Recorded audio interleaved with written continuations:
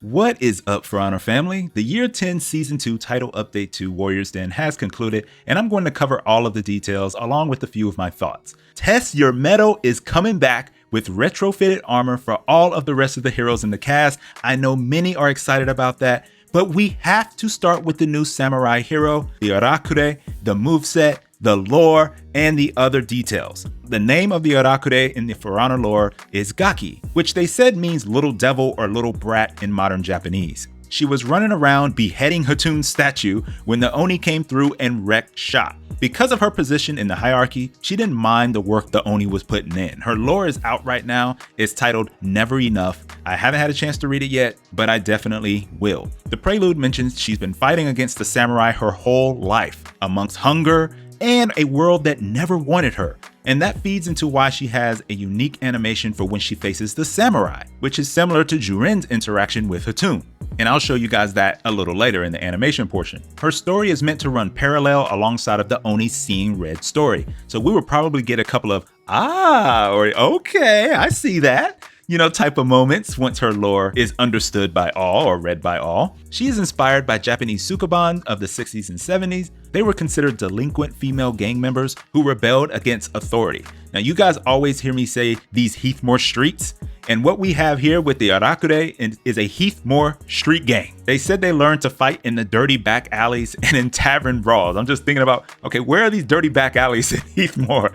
But anyways, they use dirty tactics, which is also a move of hers, and Hatun's deal with Dokuja has the Mire streets becoming more orderly in a Hatun way, and the Arakure weren't with that, which makes sense with them being against societal norms. All of her gear is basically stolen, so that explains why she looked kinda crazy, y'all, especially when we saw the leak. There was no context to her, so all we had to go off of was what we saw. But now we know why she only has one armor panel on the side of her leg. She's riffraff. That's what she is. She's riffraff. A cast-off. Oh, and one last note on the armor. The broken katana is a sign that you are in an Arakure gang. It is an initiation of sorts. And breaking a katana is a symbol of breaking from tradition. So when you see that katana on her back, that's the meaning behind it. They wanted her to be muscular because she does hit hard. And just look at the operators in the universe she will be dealing with. She needs to. They did allow us a lot of room to work with for creation of our own Arakure, even on the base model, and that is always welcome. She will be available on July 23rd for $9.99 USD and available for 15,000 steel 2 weeks after on August 6th. Now, something I want to bring up real quick. Y'all remember this season's Battle Pass outline? The one that's at the end. When you look at it, it's really meant to express a punkish behavior that wasn't expressed really anywhere for us to discover in the game. And when they revealed that limited time lootable weapons, you can see that they have the same color scheme for the outline and the weapons. But that was really the only correlation I remember seeing throughout this season. But it does look like they're giving us some flexibility with the fashion here, which I will always appreciate. Now let's get into this moveset. Now she is an assassin. And that's kind of what I figured when she was first leaked because the numbers just work out for the samurai perfectly. They said they decided on tonfas because they wanted to figure out how they can make a fist-based hero, which a lot of you were saying, in a world like For Honor. So using tonfas was the most sensible way to add the fist-based hero to fulfill that brawler style, and it works well with the natural ways of gameplay that they have in For Honor. She has all the typical 2-hit chain variations. She has a heavy attack for a wider trajectory, so she swings her tonfa out for those. She has a sprint attack, and that sprint attack is when she jumps and crosses her tonfas. Her zone attack is quick. They said it has a good trajectory, and it is one hit. And it's not like Nusha or anything like that. When you hit someone with any attack, she gets a combo light follow. And yes, they said any attack, it can be a light, heavy, or bash, and you get that follow-up. She can't get the free combo light when she uses her twin strikes. Now for dodge attacks, she has a front dodge kick to the groin that we saw in the trailer. She can also kick in the butt on a forward dodge attack if you catch a player from behind. Now that's some of that personality that they said they were focusing on coming out in the moveset, and I like it a lot. She has an undodgeable forward dodge light, and they said she has good range on that move, which makes it a good peeling move. Combo strikes always lead into the chain finisher. They showed her constantly punching her opponent with her first light landing and then the guaranteed next light. It's kind of shaman-esque or an Orochi top light in that way, but they said the opener and combo lights are not enhanced. Now let's talk about these twin strikes. Now, twin strikes are true finishers. Now, meaning anytime you perform that, it ends your chain. Now, to enter twin strike, you go back on the left stick, and then you input a light, heavy, or bash. It is obvious it is a twin strike attack because she uses both tonfas on the attack. So that's very simple to determine that it's a twin strike attack. Her light attack with the tonfas are at 400 milliseconds, and that light is enhanced, which allows her to continue her attack. While the twin strike light is a finisher, you can dodge cancel, and they demonstrated this by her doing her light into twin strike light, and then forward dodge attacking into her bash kick. The twin strike heavy and bash cannot be dodge canceled. You can go into twin strike from anything. So you can go light, twin strike, or you can go light, twin strike, or you can go heavy, twin strike. It's all up to you. So you got some creativity you can work with there. Now, finisher twin strike is undodgeable. Now, here's where we start getting to those different properties even more. And when I say finisher twin strike, I'm talking about the twin strike heavy is undodgeable. Now, she has a separate type of bash when using twin strike. She will kick sand in your face with her bash, and then you do a light input after that, and you can perform what they call a dirty trick, where she's throwing multiple punches in your face, all over your body, basically. And it's 5 total punches. And you can choose to throw like after 2 punches, you can choose to throw, and when I say throw, I'm talking about throw your opponent after 3 punches, all the way up to 4 punches. It's just that 5th one is the finisher, and that the throw does wall splat. So that won't be the last you hear of the dirty trick move. And on that move, if you commit, you cannot do anything after that last hit. So the majority of the damage is on that last hit. And I didn't see the damage numbers down there because they actually were blocking them. I know we were all wondering about the new mechanic. The strike meter is the new mechanic, and you probably already noticed it. Now, once her strike meter fills up, you see the indicator on your health bar and underneath your guard widget. Now, you don't have to wait for them to fill up to see the indicator. You can already see them there, but it's just, it lights up. Now, the most efficient way to build her strike meter is to use Dirty Trick because she gets those quick fire attacks. And the strike meter has 3 levels. You have Idle, which is the base moveset. From Twin Strike, she gets 400 millisecond lights, the undodgeable heavies, kick sand on the opponent with up to 5 light punch combo. Now, once you don't do an attack for 10 seconds, the meter will start to deplete. And you can pause the depletion by getting blocked or blocking and hitting minions. So yes, hitting minions will help your meter not deplete. So they said with her, it benefits you to stay aggressive. Now, the second level is Onslaught. Now, Onslaught has like this white aura around her shoulders and arms. Her twin strike attacks now become armored on everything. So you get an armored 400 millisecond light, you get an armored undodgeable heavy, and you get an armored sand kick and punch combo. But that's not all, because when she starts her 5-punch combo, she gets a 70 HP shield, so you can keep beating the crap out of the person you're fighting, even if people are trying to beat you to stop. Now, you are still vulnerable to bashes though, and that's where the next level aids her even more. So level 3 is Ultimate. It has a blue greenish glow around her, and now she gets armored unblockable 400 millisecond twin strike lights. That's right, armored and unblockable 400 millisecond twin strike lights, armored and unblockable and undodgeable heavy. What? That's right, it is an unblockable, undodgeable, armored attack. What in the heck are they creating here? And that's not all. So the ultimate builds on the Onslaught Dirty Trick. It makes it super armored. That means it can't be interrupted by bashes. With hyper armor, you can get interrupted by bashes. Super armor is absolutely nothing will interrupt her. So think of her like the trapper on the Dead by Daylight event when she's using Dirty Trick. You just got to take your licks at that point and just bounce back when she's done beating you up. Now, JC said it's not easy to get to that level and remain there. He also says the range is not very good and it's for focused 1v1 engagements. And they wanted it to be super scary, and I think they hit their mark with that for sure. Now, y'all remember she is an assassin, and she does get a heavy off of a deflect. And they said she can use that deflect as a shortcut into Dirty Trick, but I don't remember them showing that. There's still more to her though. She is considered a target swap specialist. When you target swap, she has dedicated moves associated with the swapping. They call them lash out attacks. And she has 3 different kinds. She has a heavy attack that has a lot of forward movement. She has a light attack that has medium range, but is faster. And then she has a bash, which has the shortest distance. So it's just going to take some getting used to for players. Now, the only hero that has something like this is Pirate. And we all know how that works with her smooth criminal slide that she does with her pistol shot.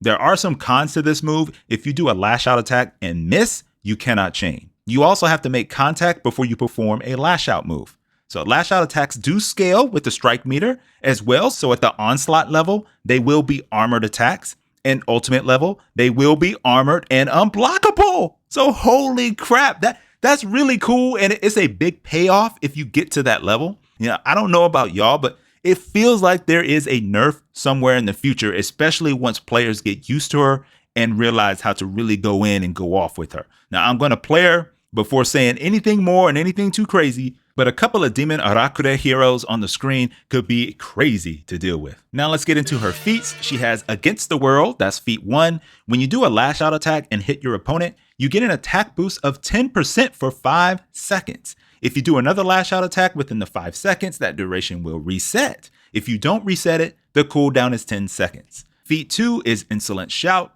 has an AoE attack debuff on enemies that last for 20 seconds. It scales with the strike meter. The debuffs are 10% with idle, 20% with onslaught, 30% with ultimate with a 3-minute cooldown. Feat 3 is Walk It Off. This feat heals and cleanses. Now healing also scales with idle at 15 HP, onslaught at 30 HP, and ultimate with 45 HP. And it will cleanse all negative effects on yourself. So it's not your teammates, it's just yourself. It does have a 3-minute cooldown. So that cooldown is like a tier 4 feat. Very similar to feat 2. That has a 3-minute cooldown as well. You got to make sure you're popping these at the right time. Now, feat 4 is Gang of Outcasts. Now, this is interesting. Her tier 4 maximizes her strike meter for 20 seconds. That means her strike meter will not go down for 20 seconds, whether you're engaging or not. But it also provides an AoE effect that buffs your allies. Now, listen to this. It gives your allies enhanced lights, armored heavies, and attacks won't cost stamina. When she pops this,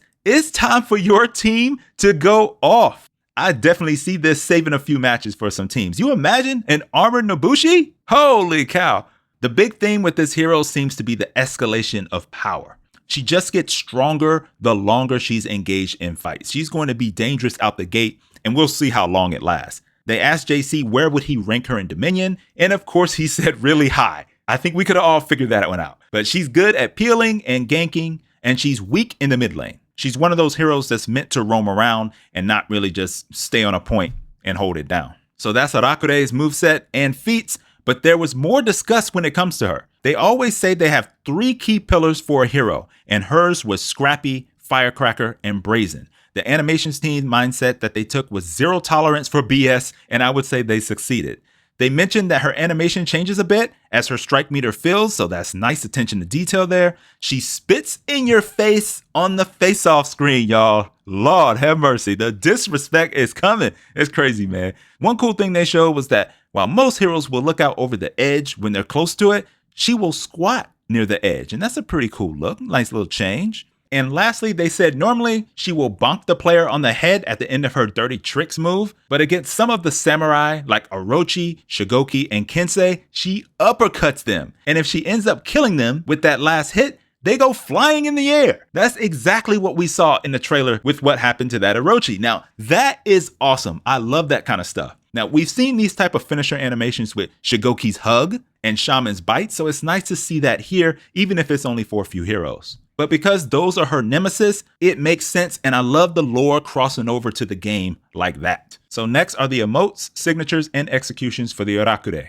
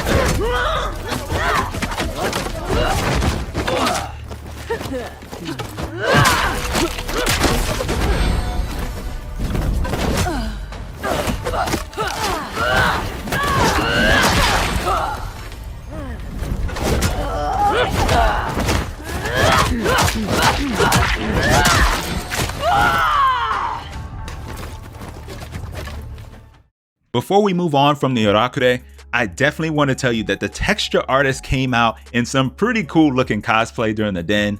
I thought she looked great. She had a lot of passion for this hero, and you'd like to see that from the devs. She explained what the hero should look like. She talked about how you can see her knuckles are raw. She's not afraid of the fight. They purposely have rips in her clothing. She's not trying to look cute. She is an intimidating figure, and they did a great job. I thought they did a great job representing that. They wanted her to have heavy woven material and nothing too fancy, scratches on the metal, the matted fur, the embroideries. She even mentioned that the hero could have did them herself. The tattoos, it is all a reflection of what she is meant to be. They also did a nice little detail in there where depending on how you change your color pattern or your, the color swatch, that could have an effect on the tattoos. Now, I don't know if it was just a color swatch. I'll make sure I say this right. I'm not sure if it was just a color swatch. It could have been the material, but I know they said how you do your colors and your color pattern, it could affect the tattoos. And they just kind of left that up to us as players to figure that out. So it's more customization options for us. And I like that. They did say the hair was challenging. So as much as people clown the hair, the detail they put into it to match her essence was important. And they took a lot of pride in that, no matter if we do or don't like the hairstyles. I know some of us do and some of us don't, but it does fit what they were shooting for. That covers everything for the Arakure. The medal trials are back. Test Your Medal returns August 13th through September 3rd. A lot of you have been waiting for it, and it is here. It is back. So Test Your Medal is a reenactment of battles from the past. It's a PvE elimination game mode. You take on the strongest bosses from each faction, and each round the bosses get stronger. Now each week we'll have a different set of heroes as well. Week 3 is Tyrant's Test, and it will be the hardest one to complete. Black armor sets are retrofitted for all heroes in the game. They added the armor for the rest of the cast, so get them now because I don't think this is going to be coming back anytime soon. They will have the Blackstone Legion and the Iron Legion color swatches available to you, and tons of cool rewards you can receive throughout this event. During week 1, you can get the Age of Wolves battle outfit. In week 2, you can get the Apollyon's Might embossing and also the Rose of Orcos embossing. In week 3, you get one of the more popular lootable emotes, probably because there isn't many lootable emotes, and that's the I Am War emote. If you want to see the Metal Trial armor sets that's dropped for the rest of the cast, I do have that at the end of the video. They started out patch notes a little differently today. They actually brought Raphael on, who is like the lore guy, and he was talking about how they added a new hero bio in the menu for the hero where they added lore. You will be able to see the archetype of the hero and understand what they're about. Like what do they want, etc. Now 12 characters will have information on the leader or representative of the archetype. They have 12 for now, but they will add more in the coming seasons. Now, I love seeing this in the game, and I've asked for this, and I even did a video a while back about placing the lore on the hero screen. Y'all, I know y'all probably like, sure, Ardor, yeah, right, whatever. I promise you, it's practically in the exact spot where they put it. It's crazy. Now, look at this. Look how close this is to what they're doing. Now, I'm not saying they saw that specific video, but I will tell you, I know for a fact, some of them do see these videos, and I'll just leave it at that. Now, I'm not asking for any credit. I'm not like that, y'all. I've never been. I just want it added, and I'm glad and happy that it's here. And I'm really happy for players like Raven Knight.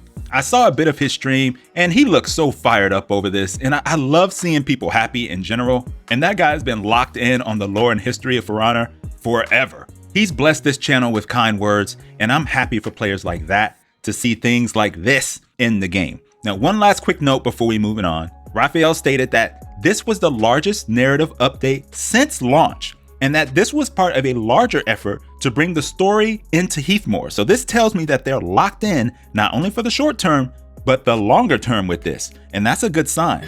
Now let's get into these nerfs. Now they're not all nerfs, I'm just playing, y'all. But first, Varangian guard changes. So remove crushing counters from Sellsworth's Valor, which are her side dodge lights. Most of the time they said they landed, and it wasn't done on purpose, and Varangian guard does not need that much extra defense. She now has standard defense during dodges, can now be performed from 200 milliseconds to 400 milliseconds, down from 100 milliseconds to 400 milliseconds. On to Sellsworth's Bounty, which is her front dodge attack. That can now be performed from 200 milliseconds to 500 milliseconds, down from 100 milliseconds to 500 milliseconds. Oathkeeper Spiral, which is the zone attack she can do after she blocks someone with her full guard, now has forward movement. And I say not now has forward, let me rephrase that. Now has more forward movement. They did reduce the ability to delay attacks to chains by 100 milliseconds on all attacks that chain, and that includes light heavy openers, Allegiant Charge Spiral, Ardor Oathkeeper, and Sellsworth's Bounty and Valor. Now Orochi got nerfed. Zephyr Slash attack is now enhanced, but recovery can no longer be canceled with a dodge. And I know people are happy with that, and so am I. The zone attack, trajectory adjusted to have less reach on the left and front sides. It now pushes opponents less when blocked. Wind Gust, which is Orochi deflect attack, the input is now a heavy input. Kunai is a tier 2 feat. Cooldown is now 60 seconds, up from 30 seconds. Damage is now 20, up from 15. Projectile is thrown at 600 milliseconds during the animation, up from 400 milliseconds, and recovery is now 500 milliseconds, up from 200 milliseconds. It's honestly not that bad. Now we're moving on to Juren. Juren was nerfed again. Lion's Fury, which is his unblockable dodge attack, and guess what is not mentioned? But it's no longer unblockable. They didn't put it on here, but that move is no longer unblockable. It is now 600 millisecond attack and counts as a light parry, no longer feightable, now deals 16 damage, now has standard dodge timings, 100 millisecond to 300 milliseconds, is vulnerable to GB from 0 to 200 milliseconds, down from 0 to 533. Hit and block recoveries are now 700 milliseconds, down from 800 milliseconds. Interrupt block recovery zone is now 700 milliseconds, down from 900 milliseconds. Lion's Pounce, which is his tap heavy, that attack is now enhanced, and so that's positive news for you Juren players. Hit, miss, and block recoveries are now 700 milliseconds, down from 800 milliseconds, and interrupt block recoveries are now 700 milliseconds, down from 900 milliseconds. Defiant Swipe, which is his neutral hold light, no longer has uninterruptible stance, but it is enhanced. Now some other changes, they fix an issue where his attacks took priority when performed by opponents he is not locked onto, and there are more changes coming too. That's what JC said. I'm not guessing on this. He said there are more changes coming too. This is not it. Berserker Spin Chop. Attack is now enhanced again. I'm happy they did this. Now, recovery can no longer be canceled with a dodge. Can now chain on miss from 33 milliseconds to 300 milliseconds, down from 0 to 300. But this was more to remove a bug that allows Zerk to go into his regular chain, even if he was out of stamina after using the Spin Chop. Jiang received a small buff. He can now perform any side light opener from 300 milliseconds to 900 milliseconds during front dodge. So that's a nice little lollipop they gave JJ there, and I like it. Sohei got a minor nerf. Eye of the Demon tier 1 feat, defense debuff is now 20%, down from 25%. Ancillary Might, which is his tier 3 feat, damage buff is now 20%, down from 25%. They said Sohei is performing well, and they may do more changes in the future. They're happy he's more playable now, so they don't want to do too much to him, and that makes sense. So they're just trying to do little small tweaks here and there. Lawbringer fixed an issue where Lawbringer did not rotate when performing front dodge heavy attacks from the sides, but that is it for patch notes. And now we're going to just go ahead and wrap this baby up. So here's some things that you guys should note heading into this TU2. They have a welcome pack where you get 5k steel and the Skyborn Monument Battle outfit for all heroes. This costs $4.99 USD, $4.99 USD. I don't know why they have 99 cents. Didn't we get rid of pennies? But I guess it doesn't matter if you're using a card, right? They need to stop with the 99 stuff. I'm sorry, I kind of get off track there. Just make it $5. Anyways, they have the value pack that provides you 22,000 steel along with the Starstruck Mythic outfit for all heroes. This will cost you $24.99 USD. You can see what they're doing there to get you to spend a little bit more money. Now, I love me a Mythic outfit, and if I can get it for all heroes, I'll at least consider it. But is that enough steel to entice you? That's gonna be your call, but it could be worse. The Hero Fest coming up, a Berserker on August 20th, Virtuosa on August 27th, and Jormungandr on September 3rd. Man, this year is flying by. September 3rd? September is really right around the corner, y'all. Dang. Now, Start of Dominion will be back on July 23rd through August 6th with some tweaks. There will be 5 maps that will rotate, and you will have stamina to manage along with Revenge. So that's some nice adds, because one of the complaints of Start of Dominion is it really didn't feel like Dominion. How are people learning anything from it? So make sure you guys jump in there and give your feedback starting next week, July 23rd. Free week of For Honor starts July 23rd through August 4th. They have this For Honor summer sale going on, 85% off on Xbox and PlayStation. There's different editions that have this discount at different times, but if you're watching this, you probably have the game already. So tell a friend. Illustrious Outfit Apocalyptic Firestorm is available right now through the 23rd for 15k steel. Ilma's Helping Hand Execution is here for all heroes, that is 10k steel. The cool thing about this one is Ilma will toss you one of 4 random weapons to perform the execution. Now, I don't know what those weapons are because I missed it the first time around. I never got it before. They said it was retrofitted, but I didn't buy it the first time, but I'm glad it's back, so now I got a chance to get it. They have the Inked Core Illustrious Outfit for 20,000 steel, and that's from July 23rd through August 13th. That goes well with the new hero vibe, depending on, which fit you have.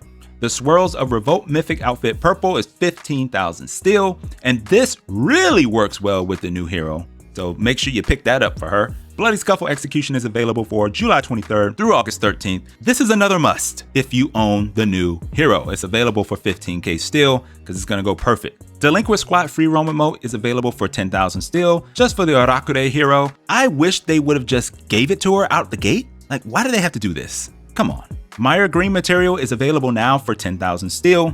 I really like this color. I'm going to do something with this for sure. Now, the Timeless Wolf Illustrious outfit is that golden Apollyon mask, and that's available from August 13th to September 3rd for 20,000 steel. The Candlelit Shrine Mythic outfit will be available for August 13th to September 3rd for 15,000 steel. I like the looks of this. I'm gonna have to get this with something. I don't know what. I don't know if I'm gonna have the steel for it. No Weapon Needed Execution returns. Another execution perfect for the new hero, available August 13th to September 3rd for 10,000 steel. And lastly, Extra XP Fest, August 6th. Now that's all I have for this intro to the Arakure Den recap.